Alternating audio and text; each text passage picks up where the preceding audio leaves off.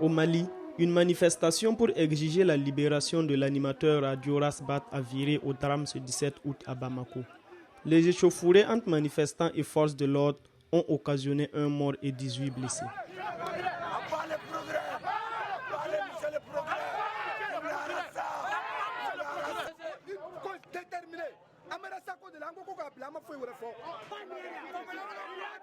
Pour bon nombre d'observateurs, ce ras-le-bol généralisé va au-delà de la personne de Rasbat et traduit le malaise que vit la jeunesse malienne. Bon, il a été arrêté, on lui a certainement reproché des faits.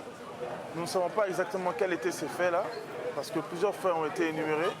Mais il y a un réel malaise dans ce pays. Les autorités étaient surpris de voir autant de monde à ce tribunal, mais ce n'était pas seulement la cause de Rasbat, mais c'était ceux qui l'incarnent.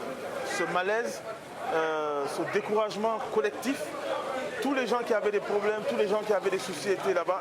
Et cela doit vraiment interpeller les autorités pour voir que peut-être qu'ils doivent être plus à l'écoute du peuple pour vraiment être en phase des réels problèmes que le peuple subit en ce moment. Cette grande manifestation du 17 août est le fruit d'un appel à mobilisation lancé par Rasbat la veille sur sa page Facebook. Pour les avocats de Rasbat, son dossier est tout simplement vide et aucune poursuite sérieuse ne peut être engagée contre lui. Il est poursuivi pour, dans un premier temps, outrage public à la pudeur. Lisez l'article 224 du Code pénal. L'outrage public à la pudeur, c'est une infraction fourre-tout.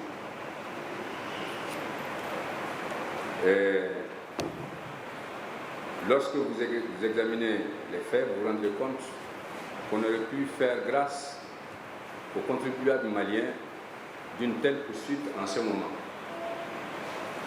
Il est poursuivi également pour avoir violé, dit-on, les dispositions des articles 144, 147, 148, 149 pour avoir outragé des personnes dépositaires d'une autorité, notamment la personne du procureur général Daniel Tessougué. Monsieur Daniel Tessougué n'exerce plus les fonctions de procureur général depuis plus d'une année. Allez-y savoir pourquoi.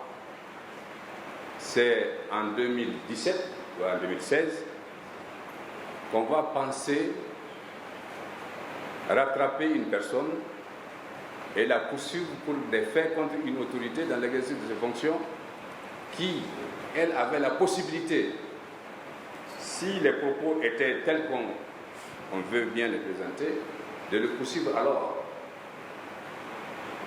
Troisième chose, on dit qu'il aurait asséné des paroles tendancieuses et des paroles tendant à démobiliser les forces armées. Nous savons que ceci est une contre-vérité. Nous savons que ce monsieur a toujours soutenu son armée. Il a toujours demandé aux Maliens, jeunes comme vieux, femmes comme jeunes, de ne pas désespérer de leur pays. Dans son appel à mobilisation, Rasbat invitait les jeunes Maliens au calme et à la retenue. C'est également le message du rappeur Master Soumi.